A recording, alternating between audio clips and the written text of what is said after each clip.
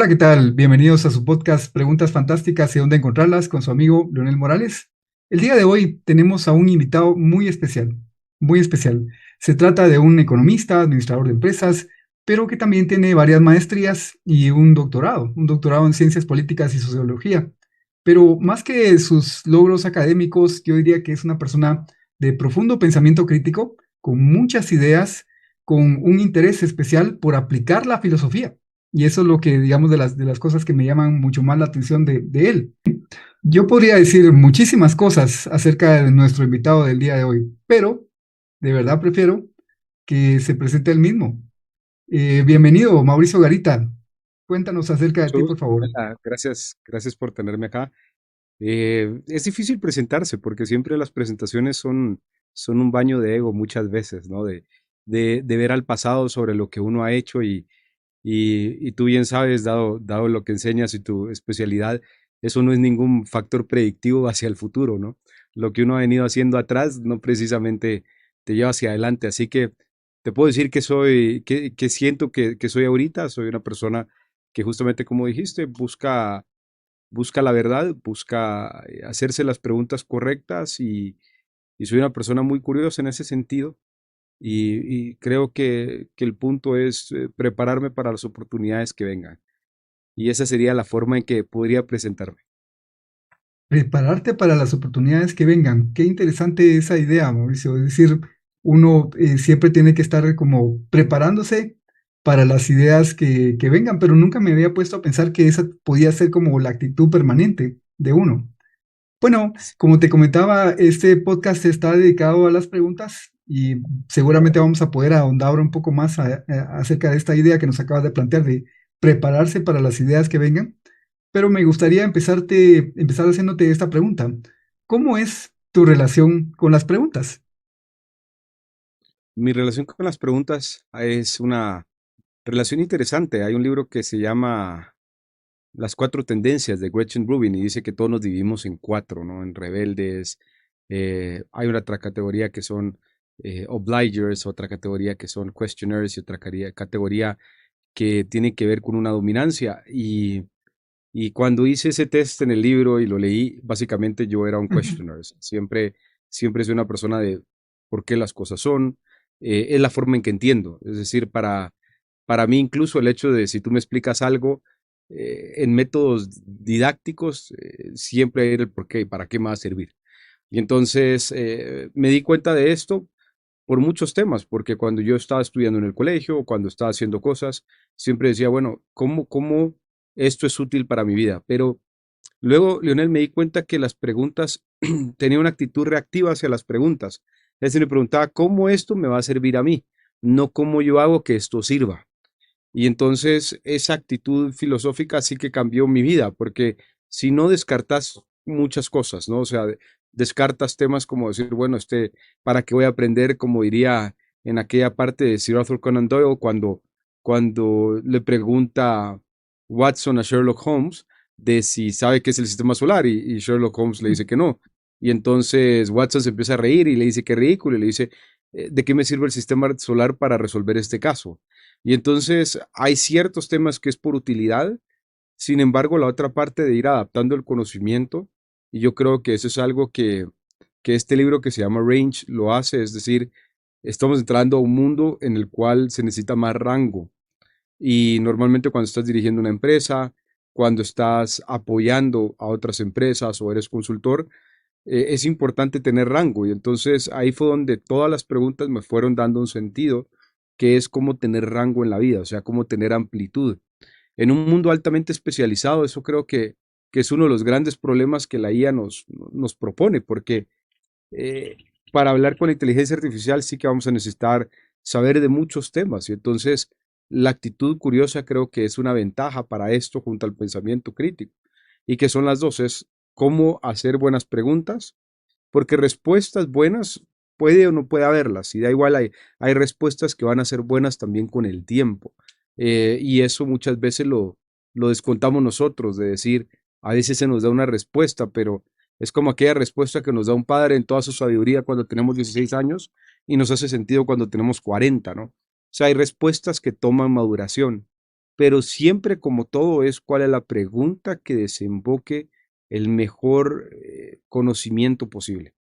Y eso para mí fue el arte de justamente las preguntas que fui entendiendo, o sea, cómo hacer la pregunta correcta, a veces porque no tienes los recursos, porque tienes poco tiempo para preguntarle a una persona o porque hay mucho conocimiento en el mundo y tienes que decidir cómo navegarlo. Entonces la pregunta es como la punta de una flecha para decir, esto es para mí algo valioso. Y una pregunta puede resolver un tema paretiano, decir, el 80% de tus problemas solo con la pregunta correcta o con una pregunta mal formulada, entonces al final tienes respuestas que te pueden desviar o no guiar.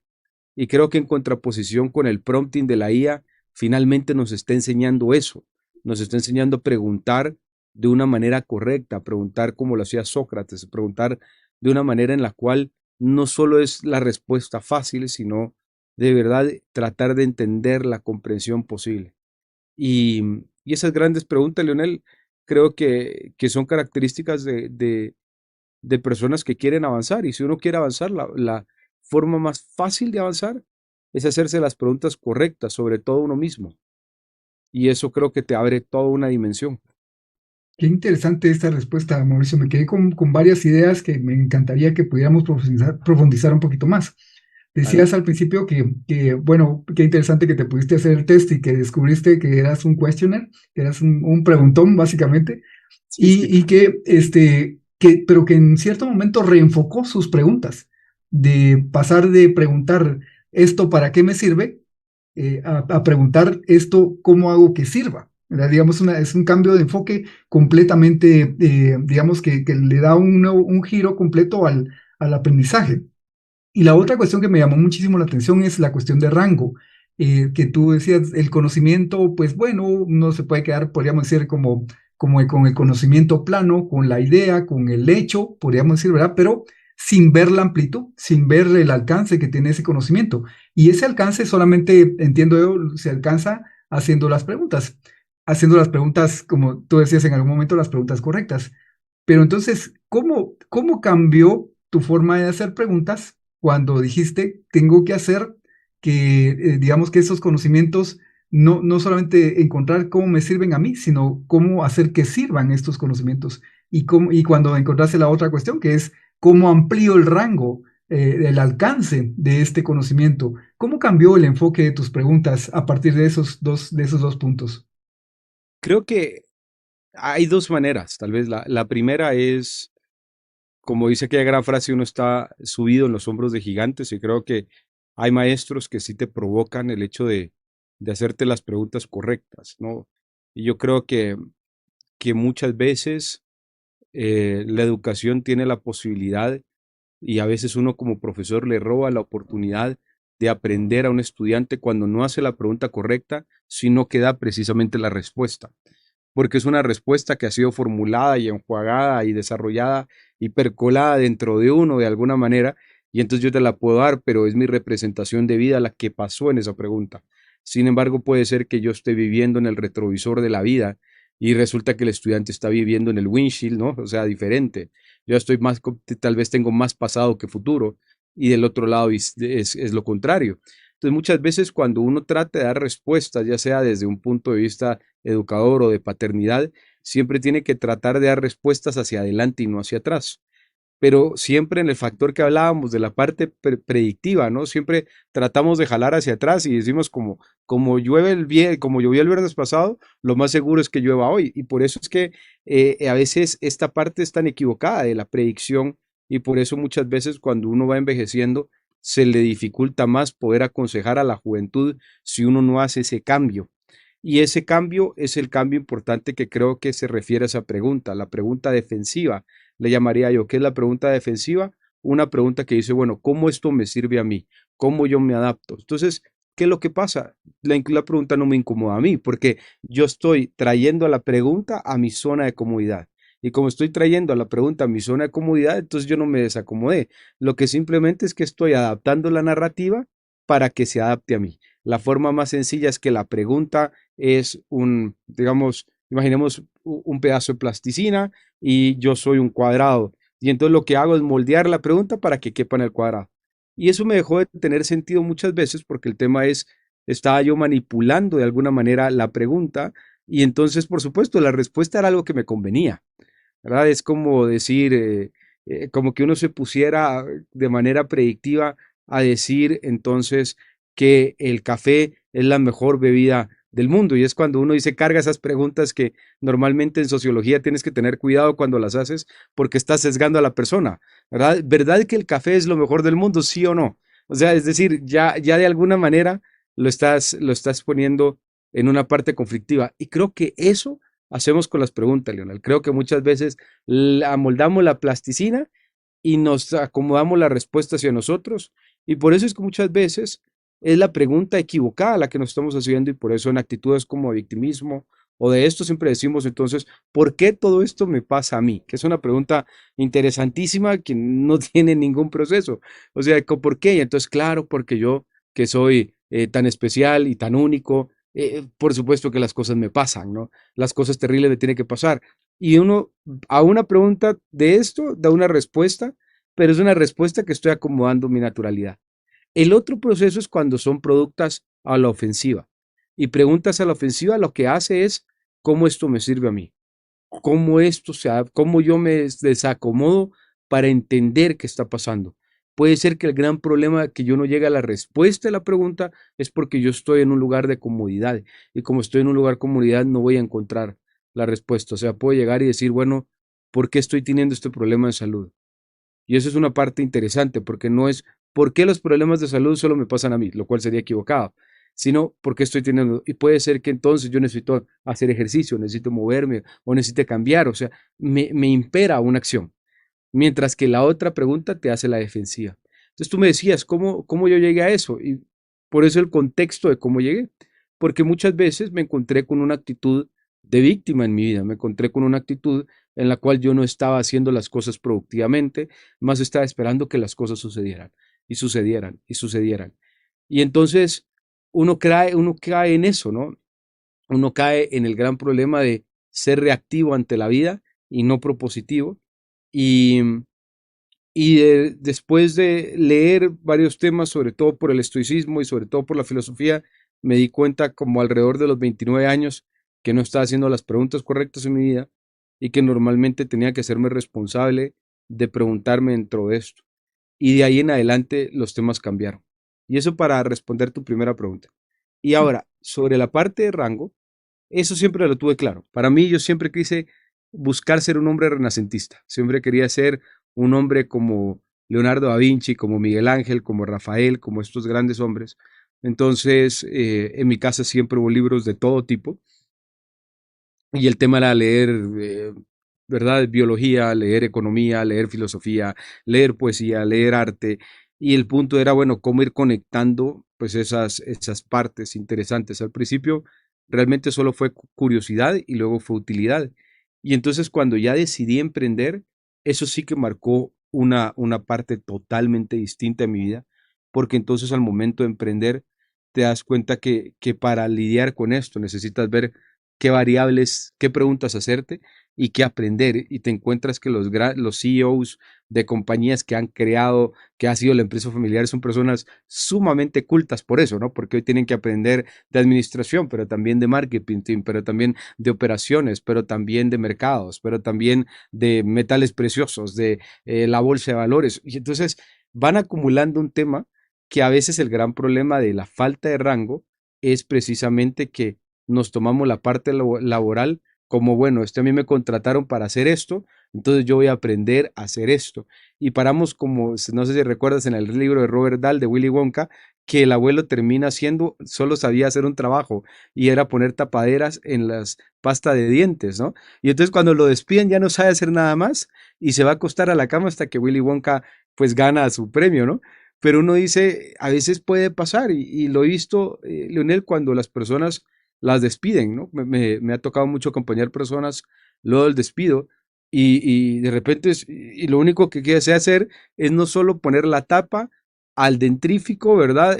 Pero al dentrífico de tal marca, eso es lo peor, o sea, ni siquiera es poder irme a poner tapas a otro lado, sino, y eso anula mucho, pero es una elección. ¿verdad? El trabajo, por supuesto, es dirigido, pero de nuevo quiero enfatizar para quienes nos están viendo y escuchando que es una elección el hecho de que yo quiera, ¿verdad? Ponerme como así y hacerlo, y eso no es productivo para el ser humano. Me encantan las dos respuestas que nos diste ahorita, Mauricio, porque en ambas lo que está implicado es que debemos retarnos, es que no debemos conformarnos con que con la pregunta centrada de nosotros, sino también con la pregunta que reta nuestro propio ser. ¿Qué hay de mal en mí? Digamos, es decir, por decirlo de alguna forma, ¿verdad? O qué es lo que yo debo cambiar para que este conocimiento que a otras personas les resulta útil, por ejemplo, yo también lo pueda aprovechar. O qué hay en el conocimiento allá afuera que yo puedo aprovechar para ampliar el rango de mis preguntas, el rango de mis conocimientos. Qué buenísimo. Y esté preparado, como tú decías, ¿verdad? Para las ideas que vengan, que esas ideas que vengan a veces pueden ser cuestiones de la vida, como por ejemplo quedarse sin trabajo o de tener que moverse para otra ciudad o cambiar de ambiente pues no sé, tantos cambios que se presentan en la vida y que uno ampliando el rango, puede estar mejor preparado para esos cambios, ¿verdad? Qué excelente.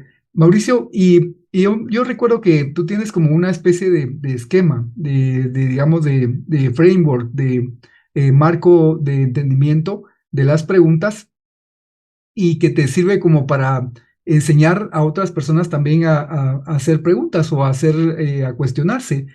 Quizás nos quieras compartir un poco acerca de esas ideas. Con gusto, con gusto. La verdad es que no es una metodología nueva para la parte, digamos, interesante, sino hay cierto tipo de temas que creo que ayudan a esto. Lo primero es la diferencia entre etos, patos y logos. Creo que esa es una parte filosófica a entender. Si tomamos etos como la parte de la credibilidad, patos como la parte de la emoción, ¿verdad? Y etos, perdón, y logos como la parte de la lógica. Entonces, toda pregunta se puede dividir en esos tres pedazos. Normalmente la parte, y cuando alguien hace la pregunta o esto es creíble y eso tiene que llevar a la pregunta de etos, es decir, para hacerme una pregunta, ¿es esto creíble? Entonces es algo sencillo, así como, bueno, ¿será que hoy me va a caer un rayo? Y podemos ver que, ¿verdad? El cielo está, entonces la probabilidad, y ahí es etos. Bueno, ¿qué credibilidad tiene mi pregunta? Muchas veces las personas se hacen preguntas complicadas, como ¿será que llegaré a ser millonario? O sea, ¿cuál es la credibilidad?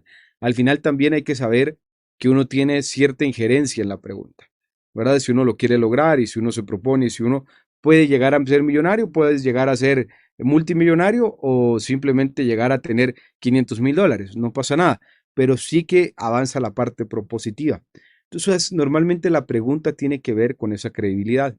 Luego la segunda parte tiene que ver con patos, la emoción. A veces la pregunta la hacemos en un estado muy emocional y no en un estado de logos. Es decir, ¿cómo esa pregunta me hace sentir? ¿Por qué me hizo sentir incómodo? Y eso es bien importante porque tengo yo que saberlo. O sea, cuando a mí me dicen un comentario y me dicen, Mauricio, lo pudiste haber hecho mejor. Tengo que agarrar algo que decía Marco Aurelio, decir la ciudad de la interna y que luego Víctor Frankl lo detalla como ese espacio entre la pregunta y la respuesta. Y tengo que pensarlo, pero muchas veces digo, bueno, ¿por qué me incomodó? ¿Será que realmente puedo hacer mejor las cosas? Es una pregunta proactiva, es una pregunta propositiva. Y finalmente, el logos, que es la parte racional. ¿Y a qué voy con esto? Esto es fundamental para hacer la retroalimentación. La retroalimentación cuando la damos, y eso yo cuando yo digo, ¿cuándo es un comentario negativo, no propositivo, tipo bullying? Es muy sencillo, critícale algo a alguien que no puede cambiar. Y si tú te das cuenta, digamos, cuando uno ve toda la epistemología del bullying, normalmente es criticar a la persona algo que no puede cambiar, ¿verdad? Deberías de ser más, sos demasiado alto, sos demasiado bajo. ¿Me entiendes? Y uno dice, eso no es algo que yo pueda hacer al respecto, nada, ¿no? Pero entonces es imposibilitar. Pero muchas veces cuando trabajamos y damos retroalimentación, ya sea en pareja, en noviazgos, en matrimonios, en familia, en paternidad, el gran problema es estamos seguros que esta persona tiene control sobre esa variable. Sí, y eso es bien importante al momento de hacer la pregunta y al momento de hacer la retroalimentación. Y es parte de la información que a veces se nos va de las manos. Entonces, ¿por qué esta metodología? Esta metodología son los tres temas de griegos, por ejemplo, del discurso. Y lo que busca es que uno piense en las preguntas desde esta perspectiva. El gran problema de esto es que usualmente solo tomamos las preguntas como un mal prompt, como una mala pregunta vacía, sin emoción, sin perfilado. Y entonces decimos, no, eso es una mala pregunta. Y la siguiente. Y yo creo que todo lo vivimos por aquella cultura, tal vez, que estaba desde, yo tengo 42 y entonces esa cultura que había muchas veces en la escuela de que uno le daba miedo preguntar porque creía que había preguntas tontas. Y yo creo que la pregunta tonta era la que sentía, a la que hacía sentir al profesor como incompetente. No era que fuera tonta, sino que incomodaba al profesor, ¿verdad? Y entonces mejor no hagan preguntas así porque no vaya a ser que yo como profesor tenga que ir a aprender más. Y entonces creo que ahí es donde uno le tiene que dar la bienvenida a esas preguntas, porque puede ser, y uno se asombra y dice, yo nunca había visto esto de esta manera. Y entonces ahí es donde ya entre logos dices, claro, qué bueno dejar abrir preguntas en la vida, en los hijos, en las clases, para que uno diga y tenga sus aha moments de decir, wow, yo no había visto eso. Y por eso, por ejemplo, algo que es bien interesante y que menciono mucho es la importancia de dejar que los hijos pregunten. Y que al final yo les digo, bueno, si yo estoy ofreciendo un servicio como padre, ¿quién es mi cliente? Realmente, ¿verdad? Es mi hijo. Y entonces, ¿quién es el único que me puede poner 5 estrellas, una estrella, no volvería a comer aquí? Es mi hijo, ¿verdad? Son mis hijos. Y entonces muchas veces dentro de esto, ahí viene la parte de dejar hablar y dejar preguntar, porque a veces también lo mueven a uno dentro del rol y uno no tiene todas las respuestas. Y eso es lo que este triángulo de etos, patos y logo permite hacer, pero también tiene que ir con voluntad, que es algo que a veces se nos olvida. La voluntad de ser cuestionado y que está bien que te cuestionen, porque al final tal vez el mundo ha cambiado, no es que tú estés equivocado, es que tú estás desactualizado. Y esas son dos formas bien distintas, ¿verdad, Leonel? O sea, a veces uno no quiere que le pregunten porque uno dice, ay, no, van a decir que estoy equivocado. ¿Y qué tal si estoy desactualizado? ¿Y qué tal si es como pasaba en los tiempos? Si tú me decías cuando yo aprendí geografía, si yo me hubiera quedado con lo que aprendí geografía, probablemente habría 36 países menos en mi cabeza. ¿Sí? Y entonces yo estaría diciendo, y de repente alguien me cuestiona, no, no, no, pero yo me acuerdo cuando se separó Checoslovaquia. Sí, entonces yo pudiera seguir diciendo, no, este Checoslovaquia, hasta que alguien me pregunte, ¿sabes que Checoslovaquia ya no existe? Que es, ¿verdad? República Checa y Eslovaquia. Ah, ok. Y entonces también es importante quitarnos de eso. Pero para ahí tendríamos que hablar sobre el ego, que es otro tema interesante. Bueno, tengo que confesar que yo no lo había visto tampoco desde esa perspectiva. Me encanta la aplicación de estos patos y logos a las preguntas, porque creo que, sobre todo en el ambiente académico en el que me muevo, muchas veces tiendo a ver las preguntas únicamente desde la perspectiva de logos, el conocimiento, la intelectualidad, el razonamiento, el cuestionamiento únicamente como búsqueda de la verdad, pero no como búsqueda de la pasión, como búsqueda del sentimiento, como búsqueda de lo que me hace sentir, o como búsqueda de la credibilidad, que creo que es muy aplicable, sobre todo en temas de negocios. Es algo que sí hemos un poquito estudiado o revisado recientemente, por ejemplo, una persona a la hora de hacer un pitch tiene que hacerse creíble, tiene que tener esa parte de ethos que tú mencionabas y por eso me encanta, porque es encontrar dos dimensiones nuevas. Yo tal vez estaba considerando solamente logos para las preguntas, pero esas otras dos dimensiones, tú estás ahorita señalando lo importantes que son, ¿verdad? Lo importantes que son. Buenísimo. Y mira, no quisiera dejar pasar esta pregunta, porque noté ya un par de menciones de la inteligencia artificial, los prompts y todo, ¿verdad? Ujú. Y bueno, algo que yo decía con esto de las preguntas es que las computadoras se están volviendo muy buenas para darnos respuestas, pero tenemos nosotros que ser mejores para hacer preguntas, ¿verdad? Pero me encantaría tu perspectiva. La inteligencia artificial, ¿cómo modifica esta relación que tenemos los seres humanos con las preguntas? Sí, creo que, a ver, imaginemos que estamos frente al pozo de la sabiduría, no, no de la sabiduría, de la inteligencia, del conocimiento. La sabiduría es otro tema, del conocimiento, y estamos frente a eso. Y entonces queremos abarcar el conocimiento, el mayor conocimiento o el conocimiento que es más útil. Y ahí vendría la primera pregunta importante. Hay quienes quieren todo el conocimiento y sentirse como que están en la Matrix y entonces que les pongan un chip y ahora saben hacer Kung Fu, ¿no? Está esa parte y está la otra parte de que el conocimiento es útil. Entonces, yo ya tengo un lugar a donde ir, como una fuente a donde ir a traer. La pregunta es, ¿cómo voy a recoger ese conocimiento? O sea, muchas veces puedo recogerlo con una pequeña paleta, puedo recogerlo con una cubeta, puedo recogerlo con, con un cucharón, o sea, tengo que definir. Y esa es parte de lo que es la inteligencia artificial y la pregunta. La pregunta puede darte una vastedad de conocimiento y una robustez de conocimiento, porque el prompting lo que es aprender a preguntar. Y entonces cuando yo enseño la parte de prompting, el tema es aprender a preguntar correctamente. Por ejemplo, uno de los grandes temas que lanza siempre la inteligencia artificial para cualquier tipo de preguntas es que le coloques un rol a la inteligencia artificial previo a hacerle la pregunta. Y eso es bien importante. Entonces, ¿qué nos enseña eso?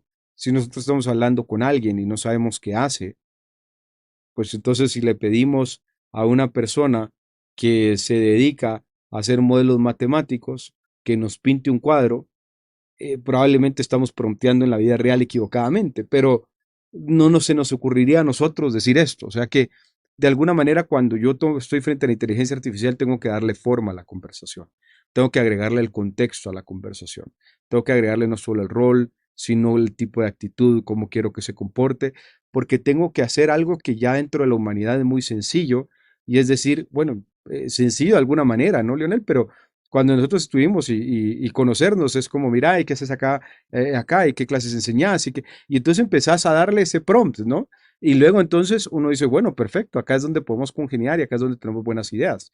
Pero en la inteligencia artificial es lo que yo llamaría como menciona el Tao Te Ching, es un bloque todavía no moldeado. Y entonces el punto es moldearlo.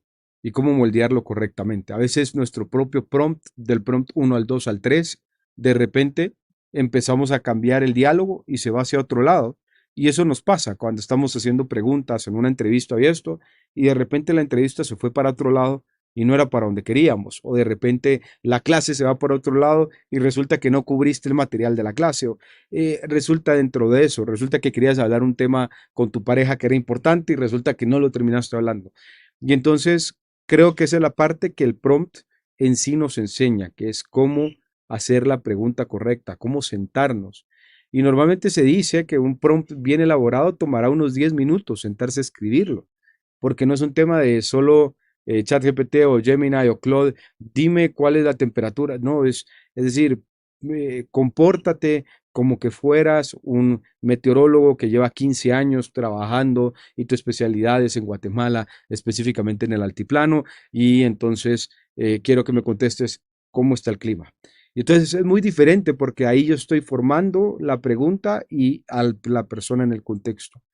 Creo que eso para todos es una forma muy linda de aprender a comunicarnos. Yo creo que esa es la parte interesante, que es cómo comunicarse correctamente, cómo promptear correctamente, es cómo hablar correctamente, cómo matizar las preguntas, cómo darles una profundidad que es necesario para obtener dentro de la sabiduría y el conocimiento de otra persona lo que uno necesita. Una mala pregunta planteada te va a decir una respuesta cajonera, una respuesta de sí, muy bien, o que es usualmente la pregunta mal planteada de todos los días. El peor prompt de nuestra vida es ¿cómo estás?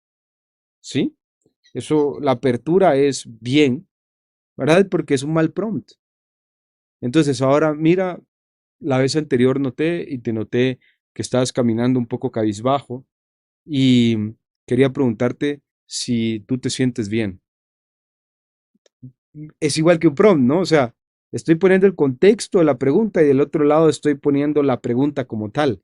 Entonces, la persona dice, no, fíjate que la verdad es que no, resulta que salí a correr y me jalé el tendón y entonces estoy medio lastimado. Ah, bueno, entonces no era un camino depresivo, sino era un camino de lesionado. Va, listo. Pero solo ese tipo de temas te ayuda mucho a diferenciar las cosas. Muy interesante, me encanta esa analogía que hiciste entre la inteligencia artificial y el pozo de conocimiento, un pozo en el que, para el que tenemos que usar preguntas para sacar el conocimiento de ahí, ¿no? y esta analogía también que hacías entre prompting de inteligencia artificial y las conversaciones que a veces tenemos de día a día con personas con las que nos encontramos y podemos hacerles un mal prompt, como decías, esto de cómo estás, la pregunta, la típica pregunta, ¿cómo estás? Que a veces uno ni espera la respuesta, ¿verdad? Sino que la toma más bien como un saludo, pero podríamos hacer preguntas mejor planteadas y más interesantes si nos propusiéramos hacerlas realmente un poco más. Qué interesante está todo esto. Seguramente me podríamos hablar aquí horas acerca de la inteligencia artificial y cómo está cambiando la dinámica de conocimiento de las personas. Pero ahora también por cuestiones de tiempo, quisiera preguntarte, ¿tienes algún consejo para las personas que quizá no son tan creativos a la hora de hacer preguntas? O, por ejemplo, van a una conferencia, a una clase, y cuando el profesor dice, ¿hay alguna pregunta? Tal vez no se les ocurre nada. No sé si tendrías tú algún consejo para que estas personas empiecen a desarrollar su curiosidad y que puedan tener siempre preguntas. Sí, yo creo que hay dos temas que siempre puedo aconsejar, sobre todo, por ejemplo, tú decías en la parte de una conferencia siempre llevar donde apuntar, siempre llevar y decir, bueno, qué cosas me van llamando la atención y eso te van dando las premisas para luego hacer la pregunta. Creo que muchas veces el tema es cómo yo voy absorbiendo el conocimiento y muchas veces el tema es si yo estoy viendo bien lo que estoy viendo. Entonces, por ejemplo, cuando estamos frente a alguien, cuando estamos frente a esto, hay preguntas que buscan validar el conocimiento, que son preguntas muy valiosas, sobre todo en el ámbito empresarial, y que yo lo digo, es como, bueno, entonces quedamos que esto y esto y esto es lo que buscamos, y entonces tú me puedes decir, no, Mauricio, creo que se te olvidó A, B y C, perfecto. Y esas son preguntas de validación, siempre son muy importantes. Luego también está la preguntas de exploración. ¿Y qué es lo que hace uno? Pues es una pregunta para indagar un poco más. Y entonces decir, bueno, respecto al tema A, tú mencionaste esto, podrías ampliar un poco más, ¿verdad? O con qué se compara o cómo se utiliza. Y entonces muchas veces el tema es adaptar la pregunta y jalarla hacia donde para nosotros también hace sentido. ¿Verdad? Si yo te llegara, esto es como tal cosa o esto se siente como tal cosa, ayuda. Porque el tema es, imagínate, para los alumnos, si algún alumno lo está viendo, imagínate que son 30 cabezas ahí enfrente, ¿no? Y uno tratando como profesor de dar el conocimiento, trata de darlo, pero a veces los ejemplos que uno da no hacen clic con otros, o sea, no hacen clic con el alumno. Y ahí es donde yo incentivo mucho al alumno a decir, bueno, trata de masticar la idea y trata de jalarla hacia algo que se adapte para ti y usarla con el ejemplo.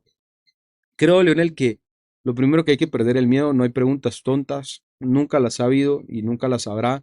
En prácticas como el brainstorming, hacemos eso y nos damos cuenta que las cosas tontas normalmente son tontas o porque nos incomodan o porque parecen imposibles. O sea, yo te lo diría, en promedio caen entre esas dos, porque nos incomodan o porque parecen imposibles.